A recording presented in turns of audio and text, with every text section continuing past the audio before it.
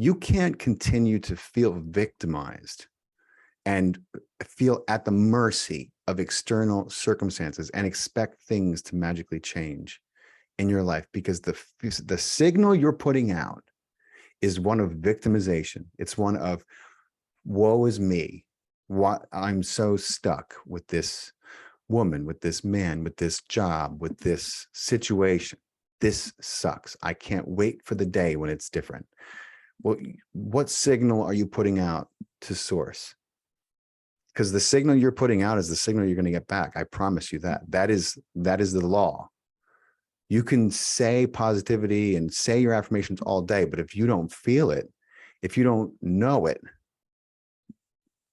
it's an empty promise.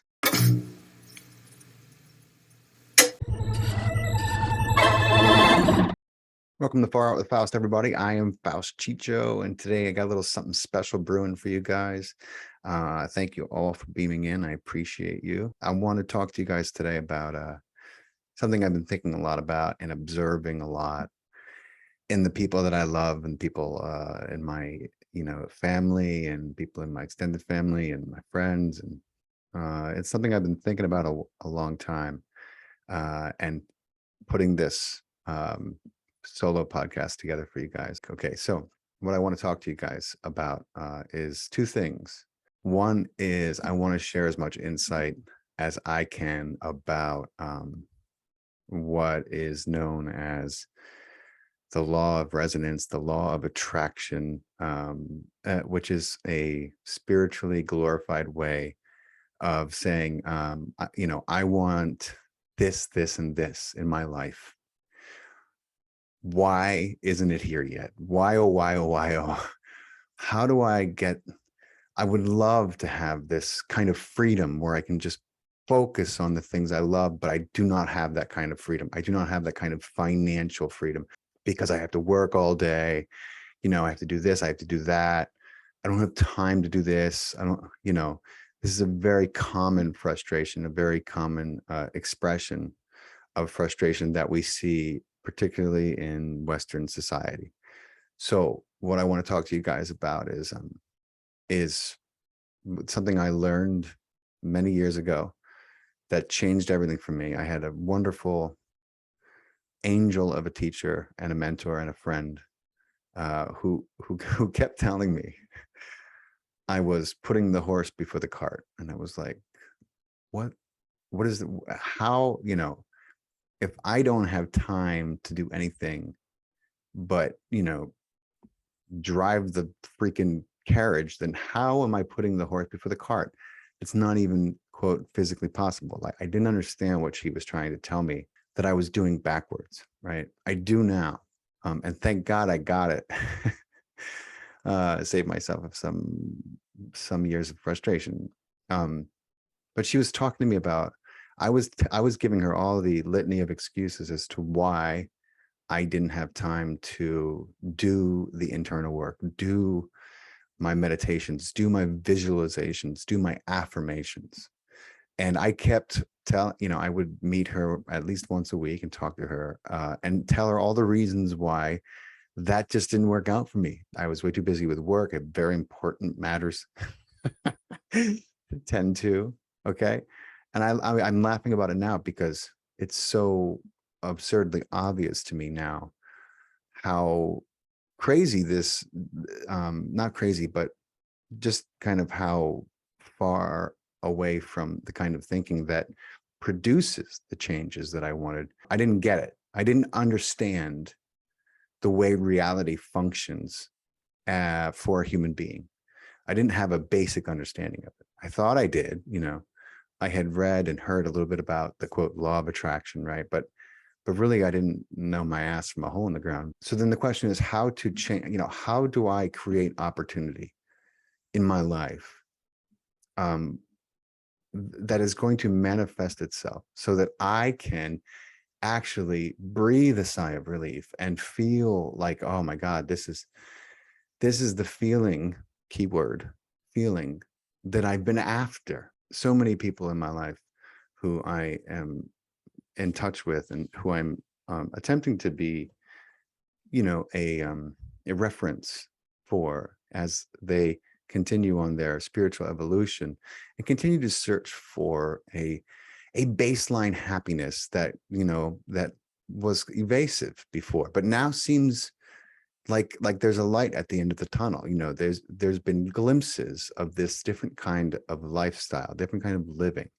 And it starts with this different kind of outlook because they glimpsed that light in those moments when they were truly present, when they were not projecting this past, this recorded series of events that in all likelihood wasn't exactly the most ideal dreamscape for them, because that's what led them where they are, in this place of introspection and healing, right? Now, the challenge becomes, how do we go from, okay, I know what's up. I can see how I was thinking. I don't want that anymore. I want things to be much easier. Row, row, row your boat gently down the stream. The song is not row, row, row your boat gently up the stream or find a rapids to try to maneuver. The idea of the song, the nursery rhyme, whatever it is to find the ease, to find a flow. If you're rowing down the stream, it's not a lot of work. It's just a little bit of guidance, right? And it's fun. It's easy. There's an ease to it. Have you ever been asked to, in a workshop setting or a group setting or reflective setting, or maybe you read a book that told you to do this, to make a list of all the aspects of yourself that you want to embody as your future self, all the parts of your personality that you are in this, in this astronaut suit you're wearing for this time on Earth, all these elements, like the person that you dream about being, the person that you are striving to be. What are the list of attributes that person walks around with and embodies, right? What are the aspects keeping you from this list, this other list, right? And so as you begin to do this and you begin to revisit these lists, if you continue to do the internal work, if you continue to reprogram your computer, you will see these lists begin to join and become one. And at that time, when there is no longer a separation between this person who you long to be, who you would love to be, and the person who you are now, possibly, or who you were, then what you're going to find is that the things that you were hoping would show up in your life have begun to magically appear. And if they haven't, they will, if you stay in alignment with your heart and with your soul, because there is nothing more powerful than a human being who has found a way to align themselves in mind, body, and soul, leading with their heart, leading with this center right here. This is a direct connection up to source, up to the creator. One of the ways that I did it was I made, to get to this list, this awesome list that I made, that I loved, these things about myself. I wanted to be a better father, a better friend, a better partner. I wanted to I wanted to embody compassion, the patience, and especially in the role of father, because I didn't exactly have a patient father growing up, and I took me a while to disentangle from that. And realizing myself as a father, and then you see the programming that you got come in, all of a sudden, I'm talking to my children the way I was spoken to, and I was like, oh my God, what am I, you know what I mean? All of a sudden I'm channeling my father, which is a wake-up call if you're aware of it. There's only one way to expedite this process. There's only one way that I know. And I know some people are like, oh God, no, don't say that. Don't say that M word. Meditation. Why? Because you're trying to make a conscious change in your physical life when what is showing up in your life is not coming from your conscious place. It's coming from your subconscious programming. Why do the things keep showing up in your life that you don't want? Why are the same patterns, the same drama, the same conflict, the same frustrating situations over and over and over again keep showing up in your life? Even though you're on this path, you found this practice, maybe, you know, you're doing all these things. That's fantastic. That is key. That is the beginning. That is the, you know, the first stage of anything that you're going to have to do is to find the path you want. But then you have to start to look at the bigger picture, and you have to start to realize that the things are going to keep, they're not just going to stop showing up because you found a little bit of tranquility in your daily life, in a daily practice, whatever it may be, yoga, meditation, that now what's next is to begin to take advantage of your practice or solidify it in a way that you can begin to program the subconscious, reprogram the subconscious. Because right now, the things that are showing up in your life are showing up because of past programming. I remember when I was very much completely kind of entangled in this identity as an actor, and you know, my goals, my list of things was very industry orientated, for lack of a better way to describe it. You know, the validation I was looking for as a professional, you know, what was all external. Nothing I had on that list would have truly made me happy for any length of time. They were externalized validations, you know, jobs, parts, different parts in different projects and movies, and, you know, like celebridom. And I look back on that guy and I'm like, wow. Now, those things remained elusive to me for a long time. And then, of course, when I stopped being so attached to them and stopped imagining that somehow my worth, not only as an actor, but as a human being, was somehow mixed up with that, they started to show up pretty easily. You know, I, I know I created them, you know, and then I started to realize that, God, this isn't nearly as awesome as I hoped it would be or imagined it would be. Is this what I really want anyway? What does it matter? You know what I mean? None of it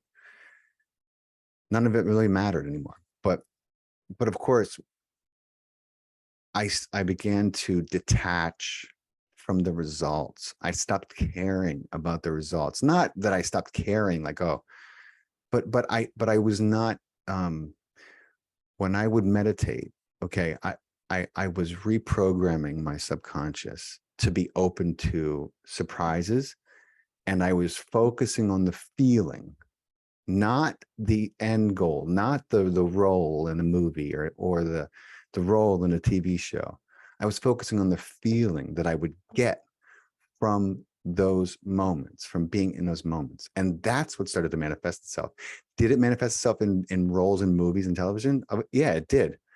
And in actuality, most of the time, those didn't even create the feeling that I was hoping for. But other experiences started to happen really frequently that was creating this feeling that I was focusing on, because it's the feeling that you have to change.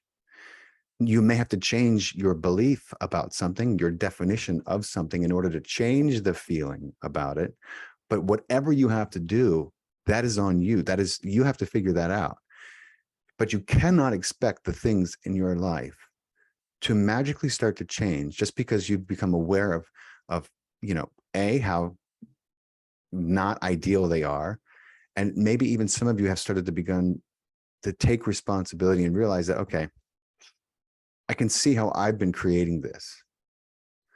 So now why don't I go to work, as I know, look how good I was at creating all these other conditions in my life. And even if you've been doing it by default, you know, quote, at random, as if there was such a thing. There's no such thing as random. But now that you are aware and can see where you have and take responsibility for that, why not simply begin to tune into and create the future that you want. It's going to show up in ways that will astound you if you can practice doing it the right way. So how do you do that? Well, you got to find a practice that slows your brain waves down enough for you to reprogram your conscious mind.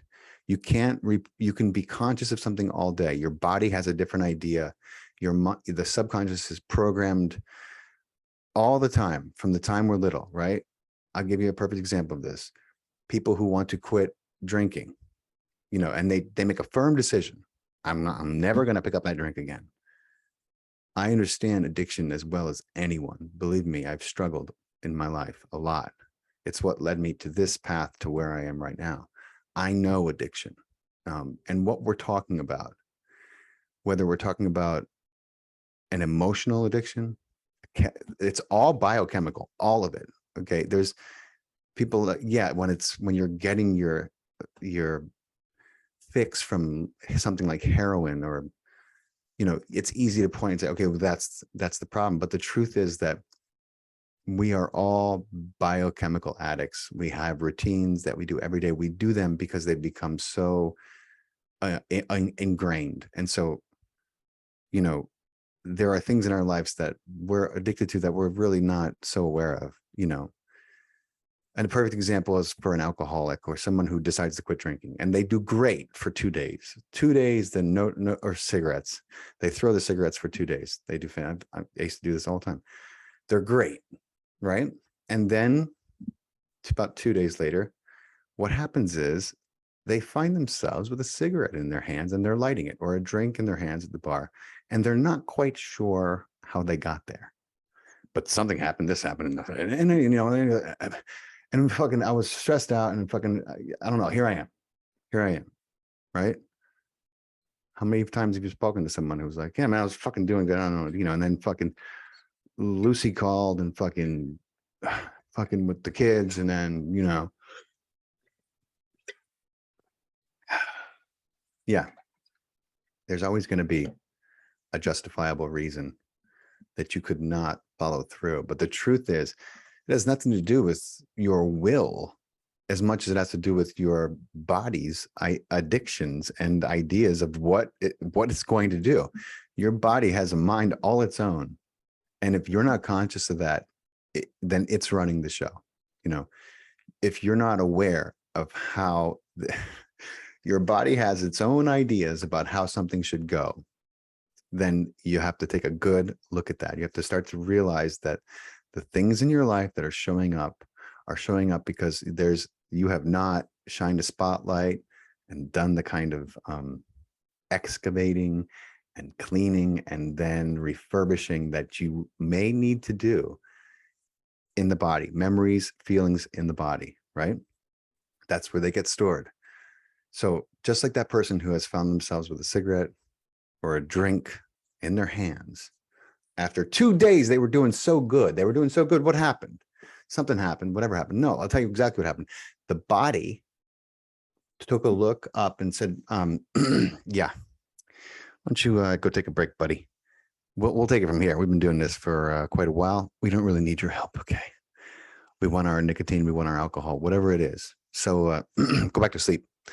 And that's when the person, if they're not conscious enough to realize what's happening, what's going on in their mind is they're finding a reason to check the fuck out, to go unconscious. And so that's not a conscious thing, but what happens is we justify things happen, things show up in our lives, and we use that as an excuse to go back to the old way. And then there's no new pattern formed. So the people there's a direct parallel between that and the people who are having the same things show up in their life, the same patterns, right? The body is going into a different set of feelings, sending out a different signal than the one that you need to solidify the change. And the change is that you want in your life. And that's because the programming is not stable. It's like if you spin a top and you send it off and it's not stable, it's going to look okay for a bit, and then it's going to start to wobble. Okay. We want to get rid of the wobble, right? If you can get rid of the wobble, you can create the kind of stability you need. And then the changes, well, they start showing up with ease. So you have to reprogram. The only way I know to reprogram is, meditation. Meditation slows your brain waves down to a theta state, which is highly suggestible. Then through guided meditations, you can make the meditations yourself. You can record yourself and play into your ear the changes you want. You literally can do that. If you do that every night before you go to sleep, you'll see changes, incredible changes in your life in probably a few months at the most. You'll reprogram the way that you are operating. Bruce Lipton taught me a wonderful analogy that I keep bringing up in a very abridged way in my podcast about a computer. He said it so well, and when I saw him a few months ago, he said, if you get a brand new computer and it is absolutely state of the line, like state of the art technology, beautiful, sleek machine, you take it out of the box, you plug it in, you turn it on, and what happens? If it's not programmed, nothing. Nothing. You've got a giant piece of hardware. It's beautiful, great. What can you do with it? Absolutely nothing. It's the same thing with this body. You have to reprogram your thinking so that the conscious, because the new default programming is running things the right way. Then you don't have to worry that you're not going to find reasons to pick up the cigarette or stop at the bar. The program is going to tell you to find reasons not to. That's the difference. You can't continue to feel victimized and feel at the mercy of external circumstances and expect things to magically change in your life, because the signal you're putting out is one of victimization. It's one of, woe is me. What, I'm so stuck with this woman, with this man, with this job, with this situation. This sucks. I can't wait for the day when it's different. Well, what signal are you putting out to source? Because the signal you're putting out is the signal you're going to get back. I promise you that. That is the law. You can say positivity and say your affirmations all day, but if you don't feel it, if you don't know it, it's an empty promise. It's not going to work in the way that you hope it will. Maybe it will over a great long period of time. But if you want to speed things up, then you have to find a way to know what's coming, to change the programming. If you have been taught your whole life that seeing is believing, and that this is a material world, and now you've begun to see that that is not entirely accurate, okay, great. But the belief systems are in place. Just because you have glimpsed the alternative doesn't mean that you're looking at the world in a way that is going to bring about the changes you want. So you have to reprogram. Bruce Lipton has some amazing meditations on his, they're not meditations, they're almost self-hypnosis, but he's got multiple programs on his website. That's something you could check out. If you want to understand more about the law of attraction, then you should go to the source. You should read Esther Hicks. Yeah, Esther Hicks. You should read Abraham. You should read the law of attraction. If you've never heard of Esther Hicks or Abraham, they have cruises. Abraham has their own cruises now. That this is the law of attraction. This is a woman who learned to channel through meditation, who brings forth a message from a collective of non-physical beings whose sole purpose in this universe is to teach beings like us the law of attraction, the law of the universe. That's what they do. That's their specialty. They do it on all kinds of planets in all kinds of ways. Human beings are ready now, and they have since come forth. They found a channel through Esther Hicks. Esther Hicks channels Abraham. people know Abraham. They don't realize that Esther is channeling them. And of course, she named them Abraham. They don't really have names. They're a collective. It's funny how the names end up kind of Judeo-Christian, isn't it? Seth, Abraham, Bashar. Anyway, if you start to delve into any of the modern day teachers, true teachers, who are putting forth an understanding of this reality that is of greater and expanded perspective and consciousness, teachers like Dr. Joe Dispenza, Dr. Bruce Lipton, Neil Donald Walsh, Daryl Anka, Daniel Scranton, Yolanda Marie, Rob Gauthier, so many modern day teachers. You will learn about, you'll hear them talking about what is called the law of attraction. And maybe that phrase has become a little too woo-woo, but it's the law of resonance. It's a physical law. I got a sound bowl for my birthday. Okay. When I'm using that thing, it's so powerful. I can feel it. It's coming off the bowl. It becomes so powerful that not only can you hear it, you can feel it. And you can't see it. Hint, hint, you can't see it, but the power is there. It's reverberating. It's an energy. Sound, it is just as great of an energy as light, and it's all connected. Anyway, the law of attraction is the law of resonance, the physical law. Do you think your thoughts end at your brain?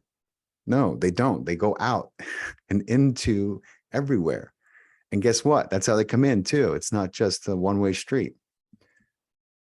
Anyway, I hope I've given you a little bit of insight as to the way that I began to change and allow for physical changes to happen in my life. And the last thing to keep in mind with that is, so it's the feeling that you're concentrating on, and then letting go of the way you imagine it can show up is key. And there's a detachment that comes with that. So by tuning into the feeling and believing that it has happened and being grateful for it happening. This sounds crazy. You're trying to be grateful for something that has not remotely occurred yet, right? But that's what you have to do.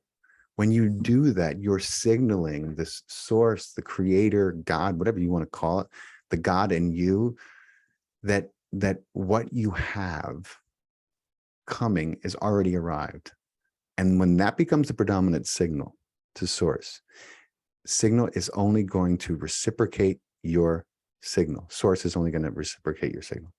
That's the law of attraction. That's the law of resonance. What you put out is what you're going to get back in. As above, so below. These are hermetic principles. They don't come from thin air. They come from the wisest among us who have walked as humans over the years. So that is, you can hear my dog stirring in the corner. So that's key, right?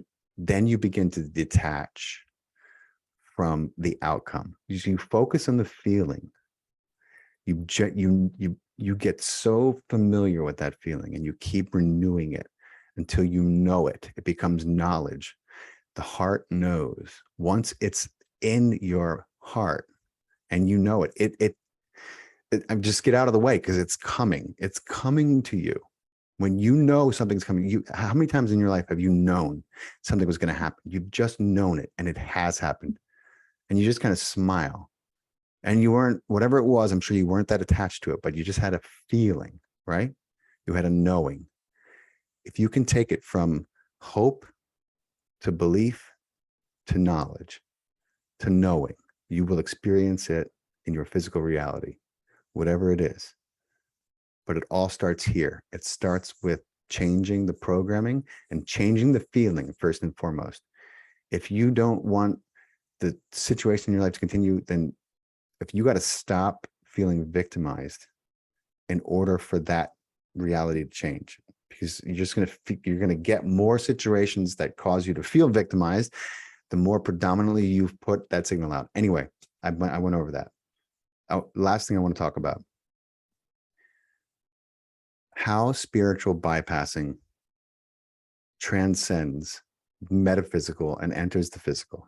Okay, this was a great lesson to me. Some of you who have been loyally following along heard me talk about a recent experience I had at a plant ceremony, when I kind of found myself freaking out, like having what I could only describe as almost a panic attack right before it started. And it started like nervous jitters. And I was like, I forgot how brave you have to be to do this shit. And I just kept trying to play it off, right? Because that's what I had been doing. I've been playing it off. And then it manifested itself in almost a full-blown anxiety attack. I got super emotional. I was crying. I called my wife. I was like, I think I got to get out of here. She thought I was joking. I told her I was, because I told her I was so scared. And like, it's not exactly what I lead with. Yeah. Always trying to do things that scare me to overcome that fear and show myself that the fear was an illusion, right?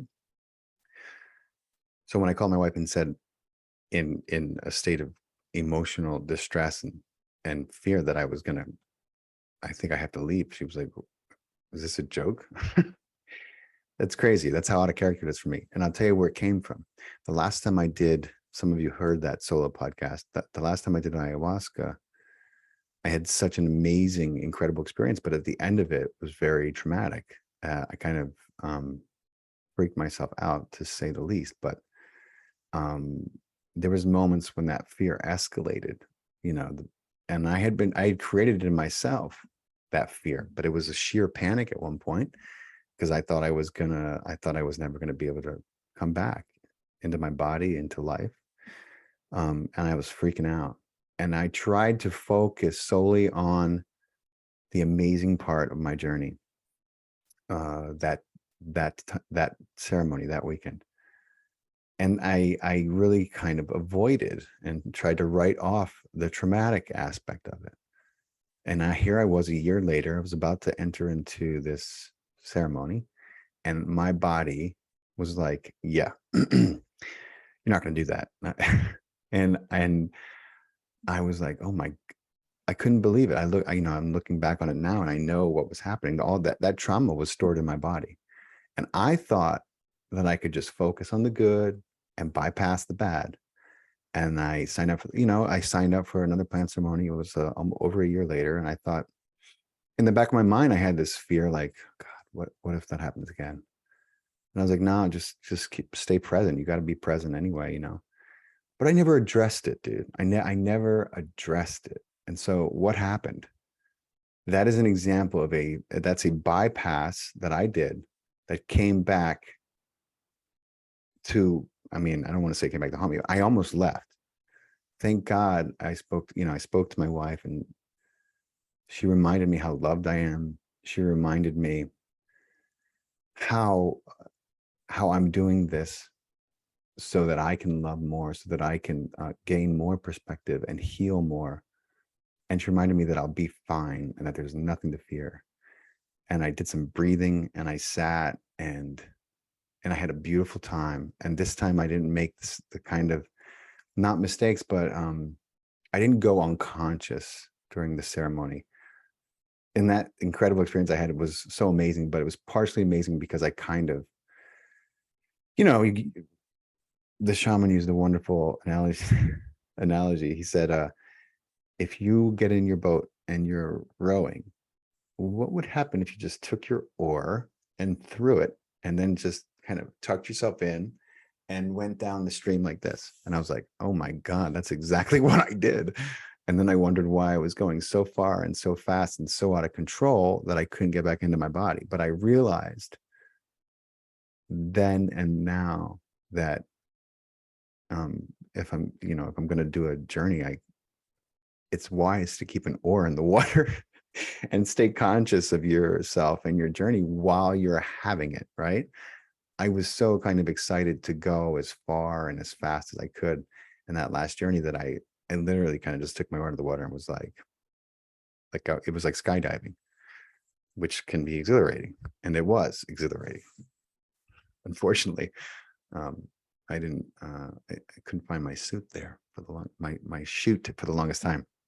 Anyway, that's an example of how you bypass things in your life, and then they will come out in the physical. They will manifest. That's just the way reality works. I thought I could coast through and kind of rewrite my experience, but deep down, I was storing a lot of fear in my body, and my body let me know. I hadn't freaked out like that. I don't know if I ever freaked out like that in my life. And there I had gone prepared and then gone to this plant ceremony.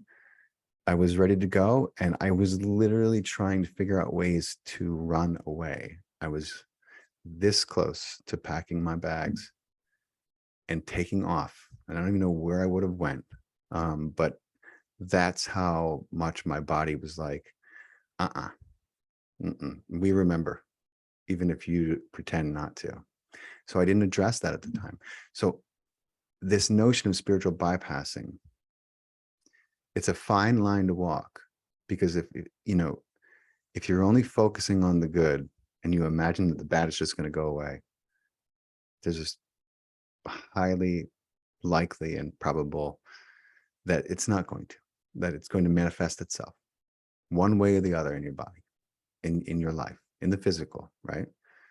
And I wanted to share that story with you guys because it was an eye-opener for me about acknowledging what has come before in a way that is integrative and allows for healing, not just like, oh yeah, that happened, we don't want to talk about that, which is easier to do and kind of the tendency, I think, of most people.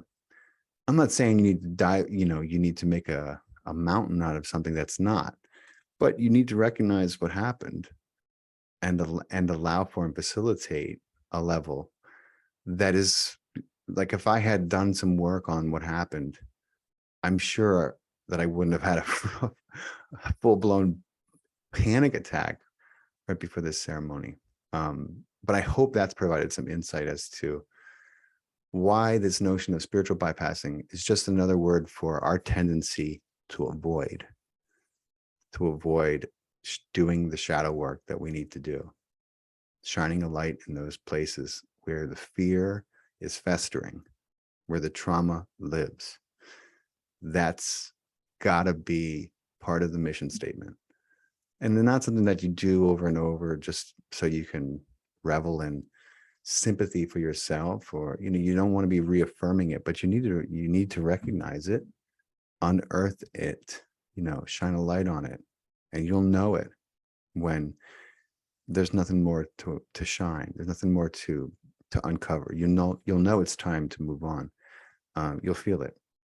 So I hope that this was insightful. I hope it was helpful.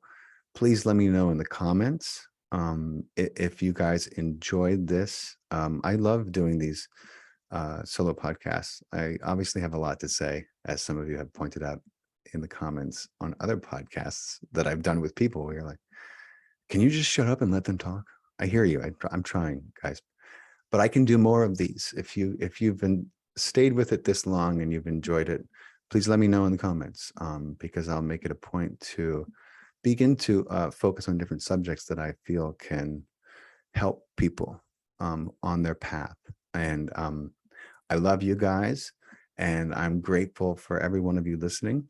And the last few podcasts have been a little more on the personal side. We've got some incredible guests coming up. I've got a vlog I'm shooting in November in Mexico with this really incredible guy. I'm having him, he'll be my guest next week.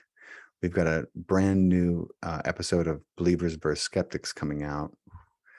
What a doozy. We tackled JFK and that debacle and that bloody page in American history, and just what went on, what we were told. And we dived into some of the less talked about aspects of that conspiracy.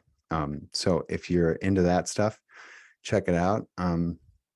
Yeah. Sounds good. I love you guys. Thank you so much for staying with me.